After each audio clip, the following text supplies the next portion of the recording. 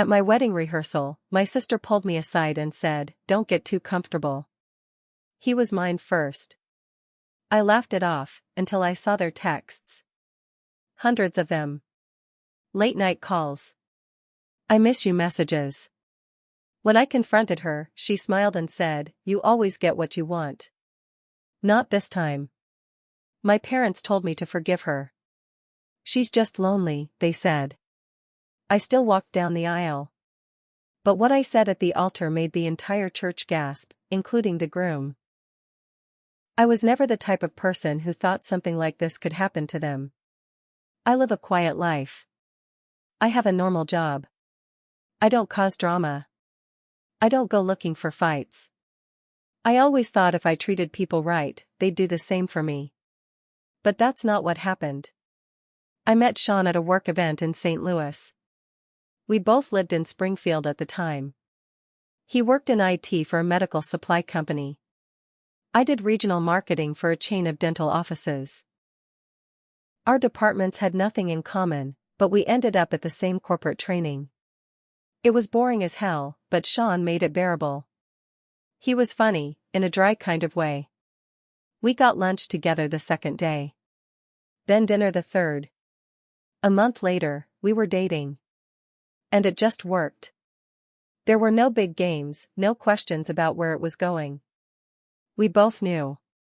After a year and a half, he proposed while we were walking my dog in Nathaniel Green Park. I said yes right away. We told our parents that night. Everyone seemed thrilled. My sister, Paige, was the most excited of all. She screamed when I showed her the ring. Posted it on Instagram before I even had the chance. She texted me every day about wedding ideas. Wanted to go dress shopping with me. Talked about how she'd always dreamed of being a maid of honor. Said it meant the world that I picked her. I really thought maybe this was a turning point for us. Paige and I were never close growing up. She was the wild one, and I was the reliable one. She crashed my car when we were teenagers and never apologized. She once flirted with a guy I was seeing in college. Nothing happened, but it still stuck with me. My parents always brushed it off. "She's just finding herself," they said. But when she started helping me plan the wedding, I thought maybe she was finally growing up. The rehearsal dinner was at this small Italian place downtown. We rented the back room. The food was good, everyone was laughing, and for a minute I felt like everything was falling into place. As we were leaving, Paige pulled me aside near the coat rack. She looked calm. Not angry. Not emotional. Calm in a weird, detached way. She leaned in close like she was going to tell me something sweet. Instead, she said, "Don't get too comfortable. He was mine first." I laughed. Like, a short little shocked laugh. I asked her what she meant. She smiled and said, "You'll find out soon enough." Then she walked out. I stood there for a full minute, just frozen. I didn't know what the hell she was trying to pull. I figured she was just trying to stir up drama. She always had a way of making my moments about her. I tried to shake it off. I really did. But that night, I couldn't sleep. Sean had fallen asleep right away. He left his iPad on the nightstand, charging. I stared at it for a long time before I picked it up. I wasn't looking for proof. I was looking to calm myself down. I wanted to see nothing and feel stupid for even checking. Instead, I saw everything. The iMessages synced with his phone. I opened up his messages and typed Paige into the search bar. And then I saw it. Hundreds of texts.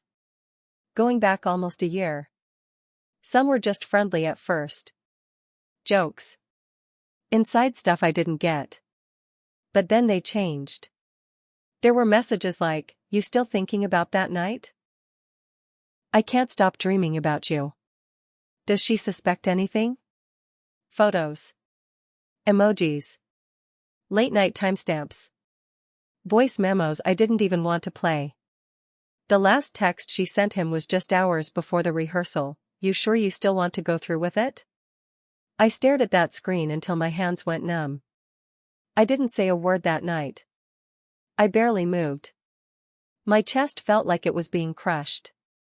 The betrayal didn't just come from him. It came from her. My sister. My own blood. The next morning, I waited until Sean went downstairs for breakfast, then I went to Paige's room. I knocked once. She opened the door like she'd been expecting me. I held up the iPad. "You want to explain this?" She didn't flinch. She looked at me dead in the eyes and said, "You always get everything." "Not this time." No apology. No regret. Just cold. I turned and left. I went to my parents' room. Showed them the texts. Told them everything. My mom's face fell, but she didn't say anything right away. My dad rubbed his face like he was tired. My mom finally said, "Paige has always been impulsive. Maybe she didn't mean for this to happen." I couldn't believe it. I was standing there shaking, and they were already making excuses. "She's lonely," my dad said. "Maybe just, don't make a scene." I realized then that no one was going to protect me. Not my parents. Not Sean. Not even my own damn sister. So I decided I'd protect myself. And I'd make sure no one ever forgot what they did. The next day, I got ready like normal. Dress. Hair. Makeup. Bridesmaids buzzing around. Pictures. Flowers. I walked down the aisle like nothing was wrong. Sean smiled at me like we were still that couple from 2 years ago. We stood at the altar. The pastor started his speech. Then he turned to me and said, "Do you have your vows?" I took the mic. I looked around at the people in the room, friends, family, coworkers. Then I said, "I want to thank everyone for being here today. It means a lot to have you all here for this special moment. Especially my sister, Paige, who's played such a huge role in this relationship. So huge, in fact, that she and Sean have been secretly hooking up for the last year." You could hear a pin drop. Sean's face went pale. Paige gasped. My mother covered her mouth. I kept going. I found the messages last night. Hundreds of them. Pictures. Phone calls. Sneaking around behind my back. While I was planning this wedding, they were making their own little plans. I took off the ring and handed it to Sean. I'm not marrying a liar. And I'm sure as hell not covering for a sister who's been trying to destroy my life since we were kids. I turned to the pastor. There won't be a wedding today. Then to the crowd, there won't be a reception either. But I hope you enjoyed the show. And I walked out. I didn't cry when I left the church. I didn't even feel anything right away. I just walked out the front doors, got in the car I had rented for the weekend, and drove back to my apartment. The silence was loud. My phone didn't stop buzzing. Calls. Texts. Voicemails. I didn't answer any of them. Until my mom showed up at my door 2 hours later. She had tears in her eyes, mascara running, still in her church dress. "What you did was cruel," she said. I laughed. I actually laughed in her face. "Cruel?" I asked. "You want to talk about cruel?" She stepped inside without asking. "Typical. You humiliated your sister in front of everyone," she said. "And Sean," I cut her off. "I humiliated myself by ever trusting either of them." She didn't say anything after that. Just sat on the couch like she expected me to forgive and forget, like I always did. But I wasn't that girl anymore. 2 days later, Paige posted a photo of herself and Sean. Together. At a bar. The caption? "Real love doesn't need a ceremony." I saw red. People started taking sides. Some of my friends unfollowed me. Others called Paige a snake. One of my bridesmaids, Julia, told me that Paige had been bragging for months about how close she and Sean had gotten. I guess I was the last to know. Then it got worse. Paige moved in with Sean. She brought her stuff into the condo I had helped him decorate. The condo where we picked out the rug together. Where I painted the kitchen myself one weekend because we couldn't afford a contractor. She moved in like she owned it. Like none of it mattered. But here's the part that made my blood boil: they didn't try to stay quiet. They flaunted it. Date night selfies.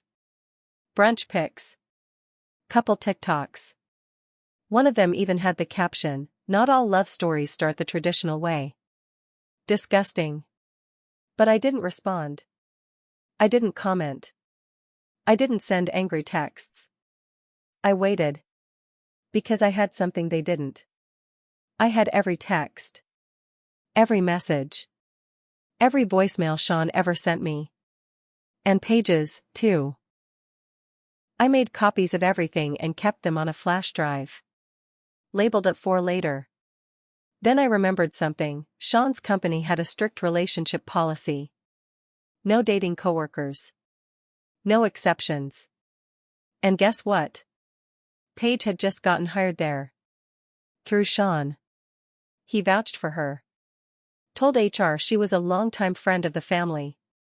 Left out the part where they were sneaking around while he was engaged to someone else. I called an old contact who worked in HR.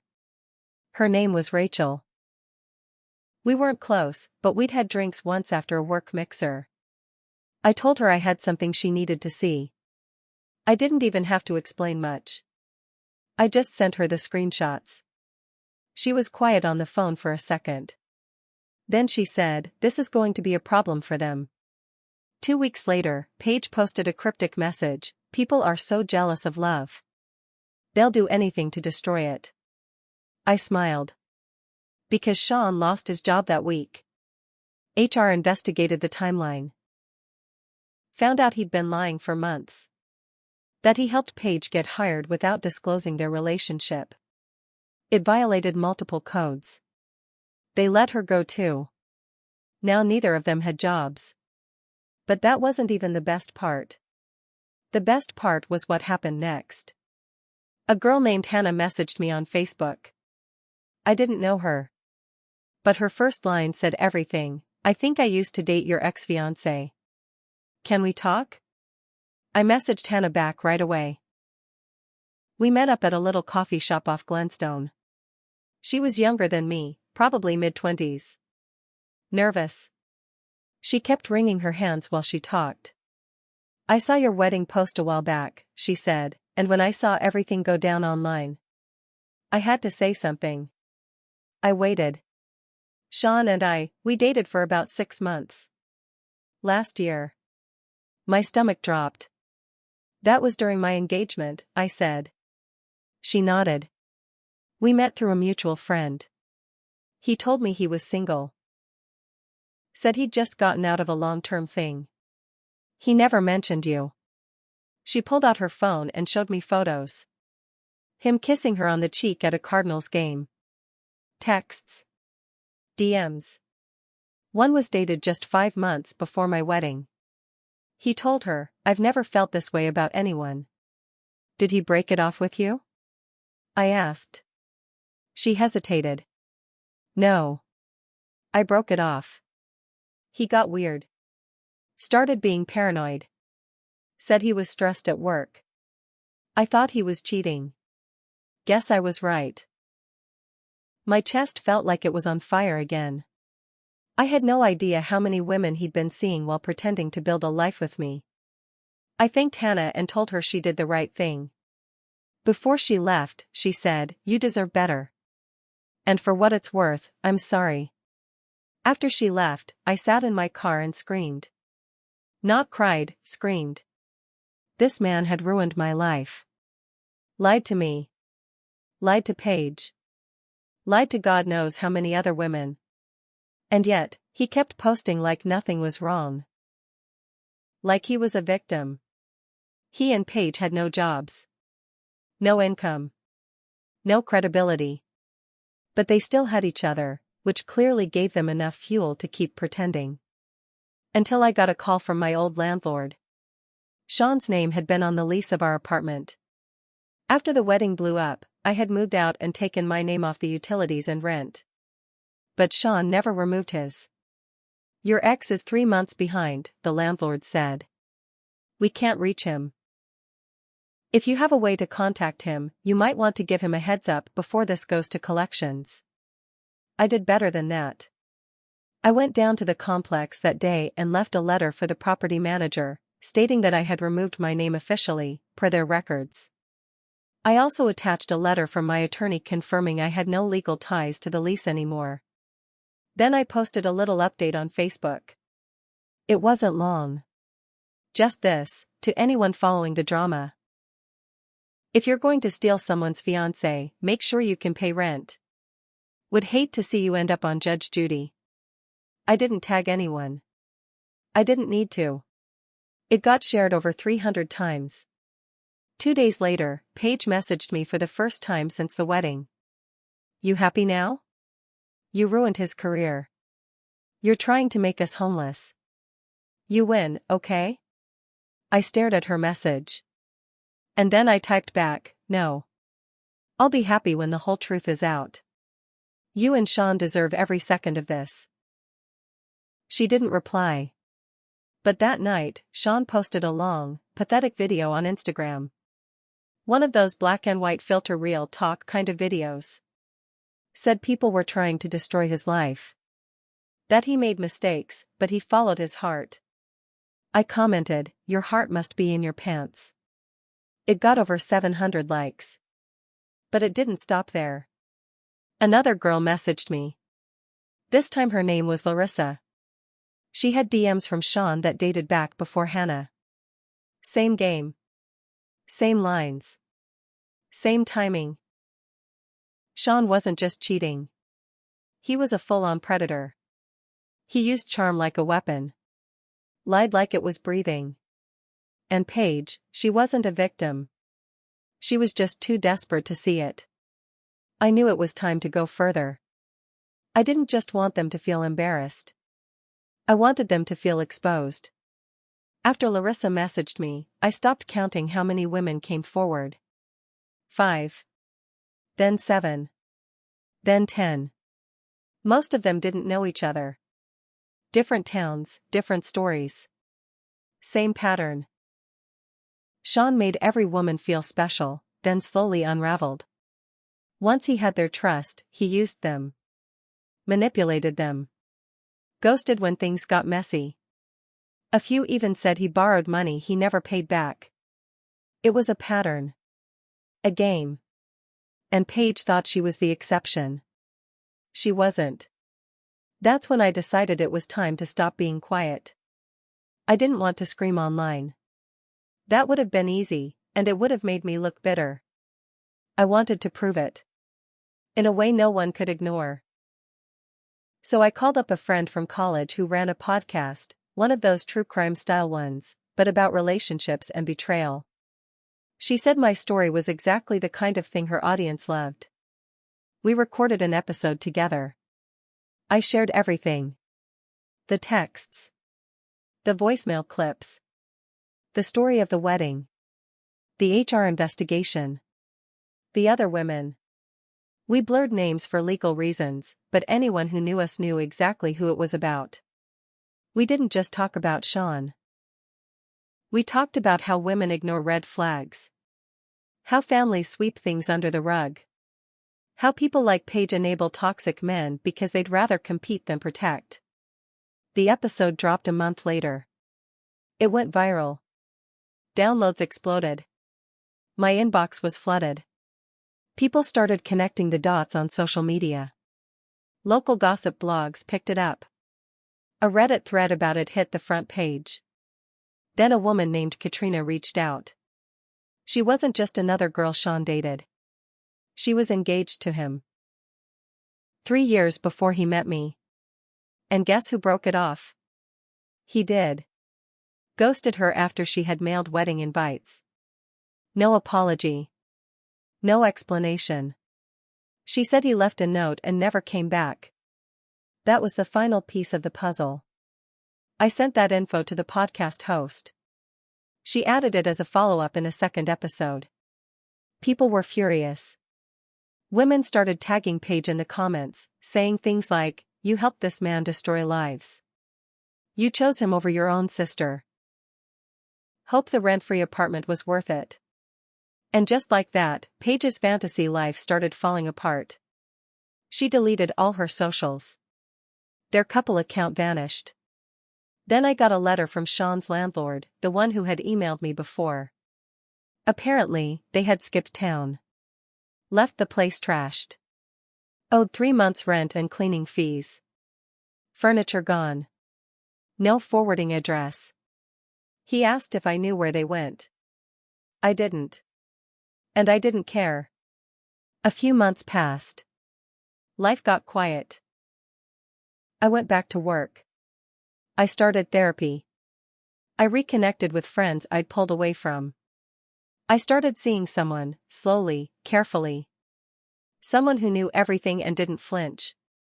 Then I got a call from my mom. She was crying. Paige had come home. Alone. No Sean. No job. No apartment. Just a suitcase and a 1,000-yard stare. My mom said she'd been staying in her childhood bedroom and barely spoke to anyone. She made a mistake, my mom said.